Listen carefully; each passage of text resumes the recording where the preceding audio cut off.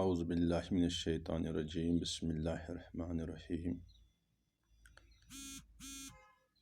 Dear students of class 12th,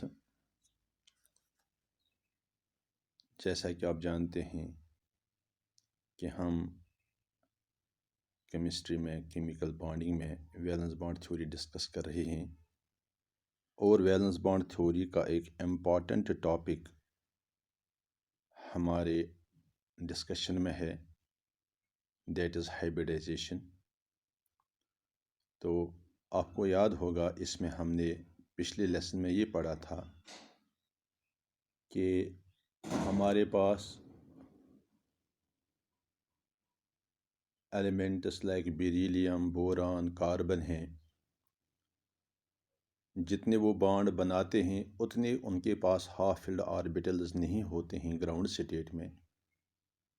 तो इसलिए उनकी बॉन्ड फॉर्मेशन या इनकी वैलेंसी को एक्सप्लेन करने के लिए हमने ये बताया था कि ये एटम्स जो हैं बॉन्ड बनाने से पहले इनमें एक्साइटेशन हो जाती है। जैसे बेरिलियम की अगर आपको एग्जांपल याद होगी, बेरिलियम में एटॉमिक नंबर 4 है, इलेक्ट्रॉनिक कन्फिग्रेशन 1s2 2s2 है।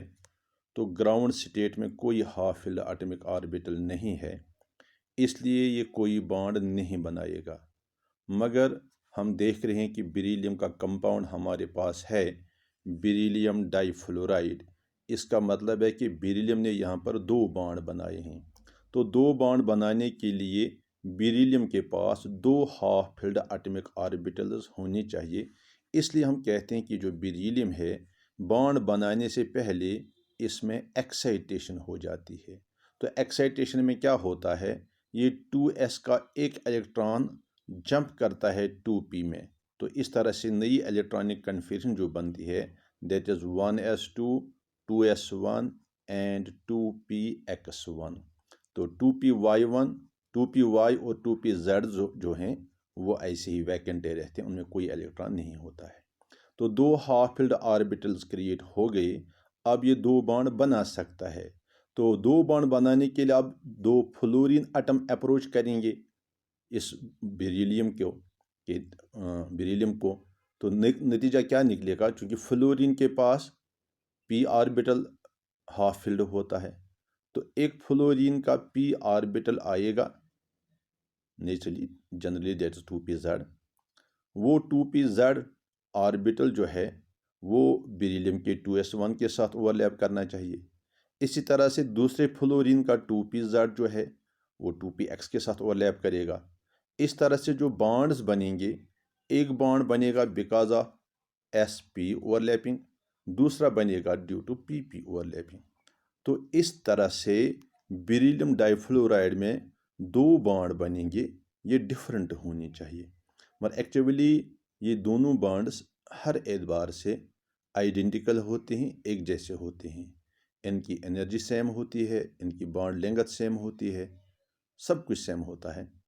तो वही चीज़ एक्सप्लेन करने के लिए कि ये कैसे मुमकिन है, ये कैसे मुमकिन हो जाता है कि ये बेरिलियम 2 एक जैसे बॉन्ड बनाता है, या बोरान 3 बॉन्ड्स एक जैसे बनाता है, या कार्बन मीथेन में 4 बॉन्ड चारों एक जैसे होते हैं।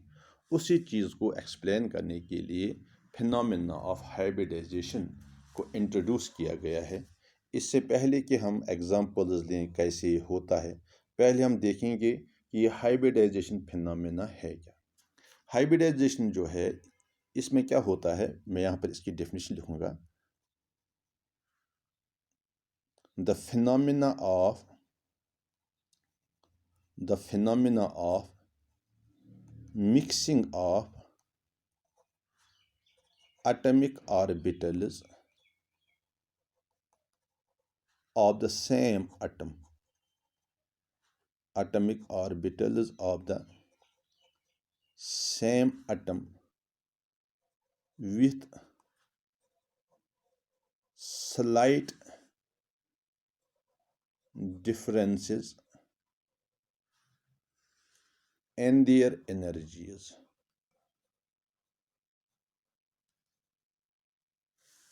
the phenomena of mixing of atomic orbitals of the same atom with slight differences in their energies, so that redistribution of energy takes place, and then these orbitals separate to form equivalent number of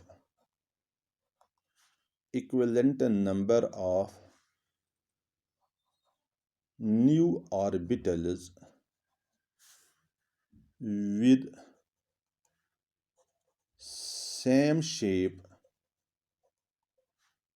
and energy called as hybrid orbitals.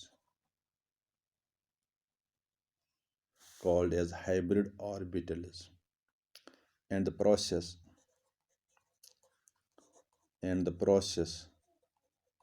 is called hybridization. The hybrid orbitals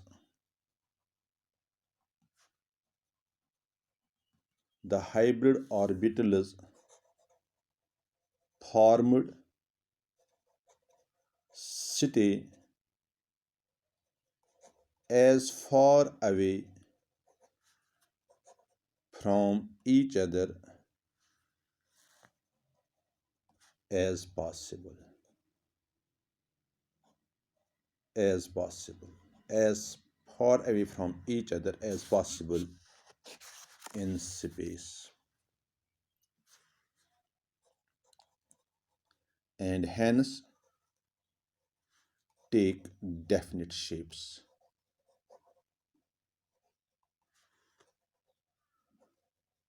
This is the detailed definition of hybridization. तो इसमें कुछ pointers जो हैं बड़ी important हैं. सबसे पहले फिर से देखिए definition. The phenomena of mixing of atomic orbitals of the same atom. यानी इसका मतलब ये हुआ कि जो एटम हाइब्रिडाइजेशन, जो एटॉमिक ऑर्बिटल्स हाइब्रिडाइजेशन में हिस्सा ले रहे हैं, those atomic orbitals belong to the same atom. यानी इसमें दो मुख्तलिफ एटम्स हिस्सा नहीं लेते हैं हाइब्रिडाइजेशन में. जब हाइब्रिडाइजेशन होती है तो उसमें एक ही एटम के ऑर्बिटल्स इन्वॉल्व हो जाते हैं. Orbitals of only one atom are involved. Number एक. नंबर दो, ये जो ऑर्बिटल्स इन्वॉल्व हो जाते हैं, they should have slight differences in their energies. यानी ज़्यादा डिफरेंस नहीं होनी चाहिए एटॉमिक ऑर्बिटल्स की एनर्जीज में. वही एटॉमिक ऑर्बिटल्स हाइब्रिडाइजेशन फिनोमेना में हिस्सा लेते हैं जिन एटॉमिक ऑर्बिटल्स में एनर्जी में थोड़ी डिफरेंस होगी. Atomic orbitals should have slight differences in their energies. यहाँ पर एक और बात मैं ऐड कर लूँ जो डेफिनेशन में नहीं है, कि जिस वक्त हाइब्रिडाइजेशन हो रही है तो हाइब्रिडाइजेशन में हाफ फिल्ड ऑर्बिटल्स हिस्सा ले रहे हैं. हाफ फिल्ड ऑर्बिटल्स, तो इसमें आप आगे जाके देखेंगे कि कंप्लीटली फिल्ड ऑर्बिटल्स जो हैं,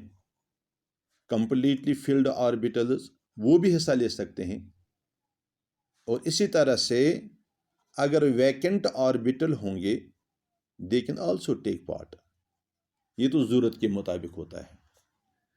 हाफ फिल्ड ऑर्बिटल्स भी हिस्सा लेंगे, कंप्लीटली फिल्ड ऑर्बिटल्स भी हिस्सा लेते हैं, और वैकेंट ऑर्बिटल्स भी हिस्सा ले रहे हैं. और इसके अलावा एक और बात याद रखनी है कि जिस वक्त हाइब्रिडाइजेशन हो रही है, ये पहले से एटम में नहीं हो रही है. ये उस वक्त हो रही है जिस वक्त इस एटम को बॉन्ड फॉर्मेशन में हिस्सा लेना होगा. So the phenomena of hybridization takes place at the time of bond formation, उससे पहले नहीं। बॉन्ड फॉर्मेशन के वक्त ही एटम जो है, एटम्स के जो ऑर्बिटल्स हैं वो हाइब्रिडाइजेशन में हिस्सा ले रहे हैं। तो खैर हाइब्रिडाइजेशन में होता क्या है कि ये एटॉमिक ऑर्बिटल्स जो होते हैं जिनकी एनर्जीज डिफरेंट होती है, नेचुरली उनकी शेप भी डिफरेंट होती है। shapes of different orbitals of different shapes and different energies, they mix together। Hybridization में ये क्या करते हैं, ये मिक्स हो जाते हैं। फिर क्या करते हैं, मिक्स होने के बाद redistribution of energy takes place. फिर ये दोबारा से एनर्जी डिस्ट्रीब्यूट करते हैं, यानी जिन एटॉमिक ऑर्बिटल्स में ज़्यादा एनर्जी होती है वो उन एटॉमिक ऑर्बिटल्स को दे रहे हैं जिनकी एनर्जी कम होती है। तो इस तरह से एनर्जी डिस्ट्रीब्यूशन कर रहे हैं ताकि जो नए ऑर्बिटल्स वहाँ पर वजूद में आएंगे उन सारों की एनर्जी, उन सबों की एनर्जी एक जैसी होगी। Redistribution of energy takes place and then these orbitals separate out. यानी पहले क्या होता है, पहले एटॉमिक ऑर्बिटल्स मिक्स होते हैं, या मैं फिर दूंगा, पहले intermixing takes place, intermixing of atomic orbitals takes place. याद रखिए इस इंटरमिक्सिंग में वही ऑर्बिटल्स हिस्सा ले रहे हैं जिनकी शेप और एनर्जी डिफरेंट है। No doubt there is a slight difference in their energies.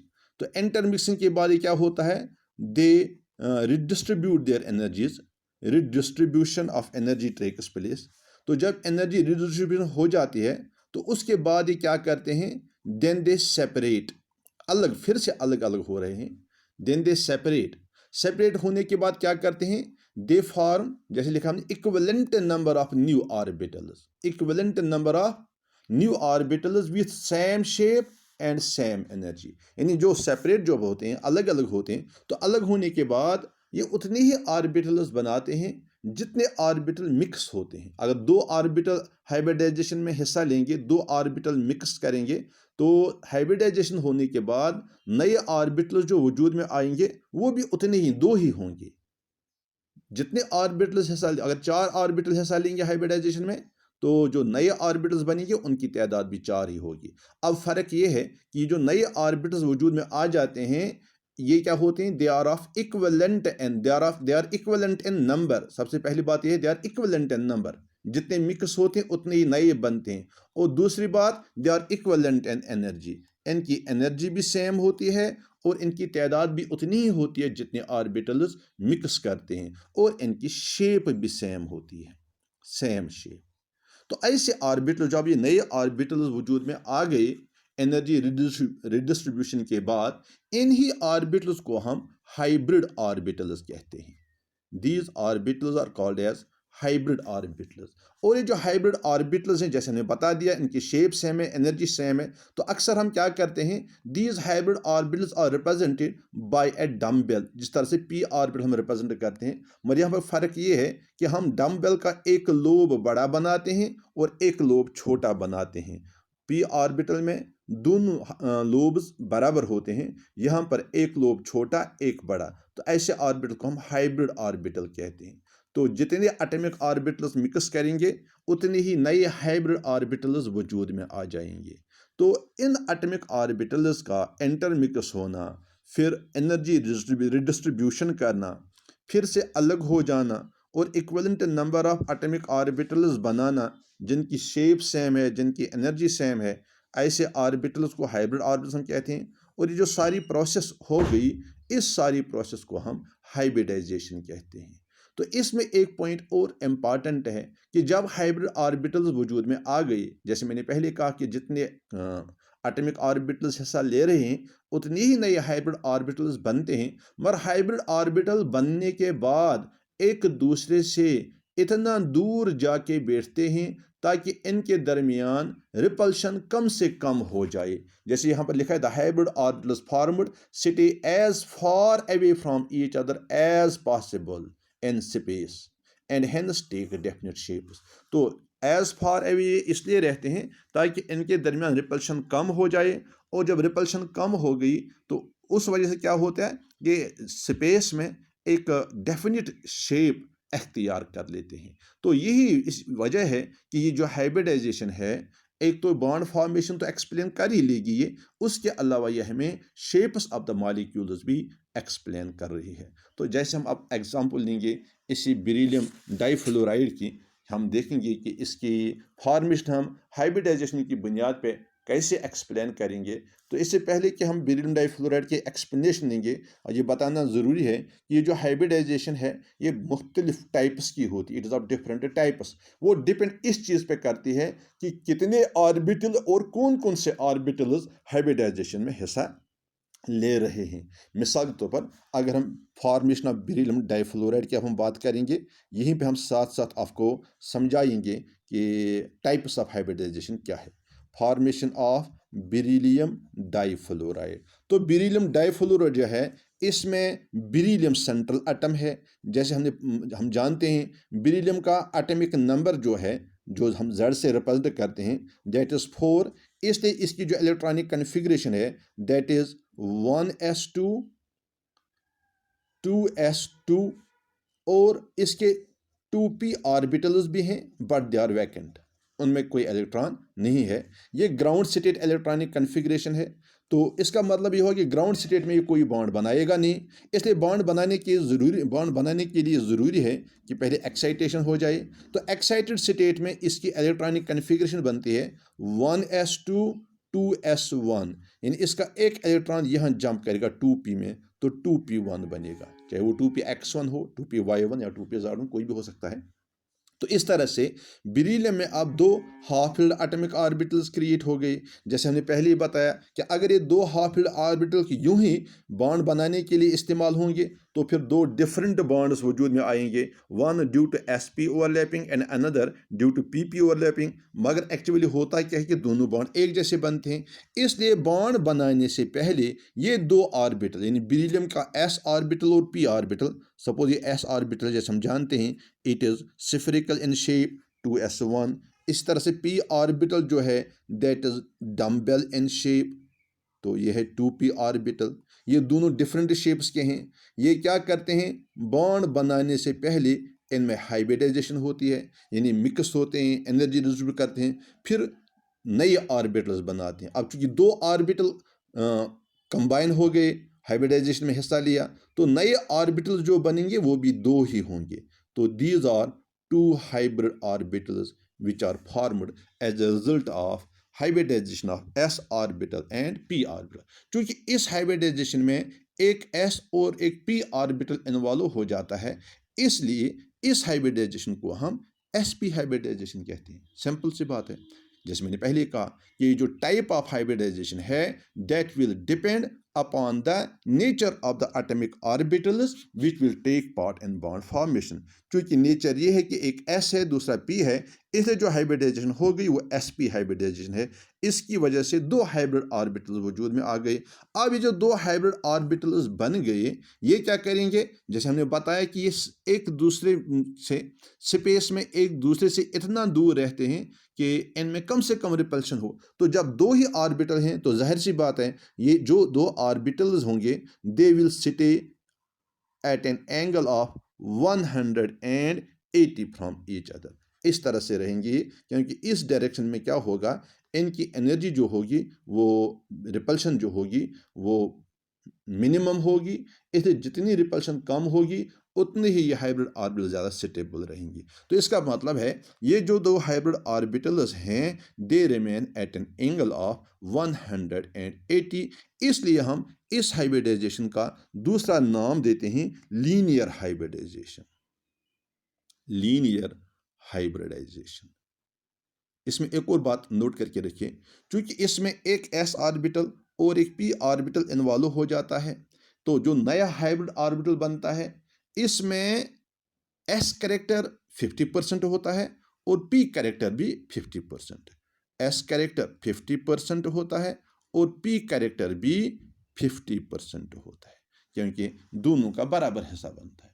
अब क्या होगा, जब बेरिलियम फ्लोराइड डाइफ्लोराइड बनना है तो ये जो दो हाइब्रिड ऑर्बिटल्स बेरिलियम के हैं, इस तरह से एक हाइब्रिड ऑर्बिटल जो है इसको हम कहते हैं sp हाइब्रिड ऑर्बिटल, दूसरे का नाम भी है sp hybrid orbital. Hybridization sp hybridization, दो जो ऑर्बिटल बनता है that's called sp hybrid orbital. अब क्या होगा, एक sp हाइब्रिड ऑर्बिटल एक फ्लोरीन के p ऑर्बिटल के साथ ओवरलैप करेगा। ये फ्लोरीन का हाफ फिल्ड p ऑर्बिटल है। आपको याद है फ्लोरीन का एटॉमिक नंबर 9 है। इसकी इलेक्ट्रॉनिक कन्फिग्रेशन है 1s2 2s2 2px2 2py2 2pz1। तो इसका मतलब है फ्लोरीन का ये 2pz1 ऑर्बिटल जो है एक फ्लोरीन का, ये आएगा और बेरिलियम के sp हाइब्रिड ऑर्बिटल के साथ ओवरलैप करके एक बॉन्ड बनाएगा। इसी तरह से दूसरा फ्लोरीन दूसरे साइड पे आएगा, उसका sp उसका p ऑर्बिटल जो है वो दूसरे sp ऑर्बिटल के साथ ओवरलैप। ये बीच में बेरिलियम एटम के दो हाइब्रिड ऑर्बिटल्स हैं, ये एक फ्लोरीन है, ये दूसरा फ्लोरीन है। इस तरह आप देख रहे हैं क्योंकि ये दो एटॉमिक ऑर्बिटल्स जो हैं they are at an angle of 180, इसलिए दो फ्लोरीन एटम भी इसी तरह से ओरिएंट करके आएंगे ताकि वो इन हाइब्रिड ऑर्बिटल्स के साथ ओवरलैप कर सकें। तो नेचुरली जो मॉलिक्यूल बनता है इसमें बेरिलियम सेंटर में आता है, तो ये दो फ्लोरीन एटम्स जो हैं they are at an angle of 180 to beryllium. इस तरह से फ्लोरीन, बेरिलियम और फ्लोरीन यानी बेरिलियम डाइफ्लोराइड जो बनता है ये लीनियर मॉलिक्यूल बनता है और दोनों बॉन्ड जो बनते हैं ये बिल्कुल एक जैसे बनते हैं। इस तरह से ये जो हाइब्रिडाइजेशन फिनोमेना है it successfully explains the formation of beryllium difluoride. तो बेरिलियम डाइफ्लोराइड जैसा आपने देख लिया, यहाँ पर बेरिलियम में यानी जो सेंट्रल एटम है इसमें sp हाइब्रिडाइजेशन हो रही है। पहले एक्साइटेशन के बाद बॉन्ड बनने से पहले हाइब्रिडाइजेशन हो रही है। तो हाइब्रिडाइजेशन की वजह से फिर जो एटॉमिक हाइब्रिड ऑर्बिटल्स वजूद में आते हैं एक जैसे आते हैं, इसलिए जब ये बॉन्ड बनाएंगे बॉन्ड भी एक जैसे होंगे। यानी अगर हाइब्रिडाइजेशन के बगैर अगर ओवरलैपिंग हो जाती तो फिर एक बॉन्ड sp ओवरलैपिंग के साथ बनता, दूसरा pp ओवरलैपिंग के जरिए बनता। मगर जब हाइब्रिडाइजेशन हो रही है तो एक हाइब्रिडाइजेशन में sp hybrid orbital overlaps with p orbital of fluorine और दूसरा बॉन्ड भी इसी तरह बनता है sp hybrid orbital of beryllium overlaps with p orbital of fluorine. That means both the bonds are identical, they have same energy, they have same bond length, तो एक जैसे बॉन्ड हैं। तो इस तरह से हम बेरिलियम डाइफ्लोराइड की फॉर्मेशन एक्सप्लेन करते हैं। तो आपने देख लिया बेरिलियम डाइफ्लोराइड में जो हाइब्रिडाइजेशन हो गई उसका नाम है sp हाइब्रिडाइजेशन या इसको हम लीनियर हाइब्रिडाइजेशन भी कहते हैं, लीनियर हाइब्रिडाइजेशन। इसमें ये पॉइंट नोट करके रखिए कि इस लीनियर हाइब्रिडाइजेशन या sp हाइब्रिडाइजेशन में जो हाइब्रिड ऑर्बिटल बनता है उसमें s और p कैरेक्टर जो हैं वो 50-50% होते हैं, बराबर होते हैं। Half is 1/2 of s character and 1/2 is p character.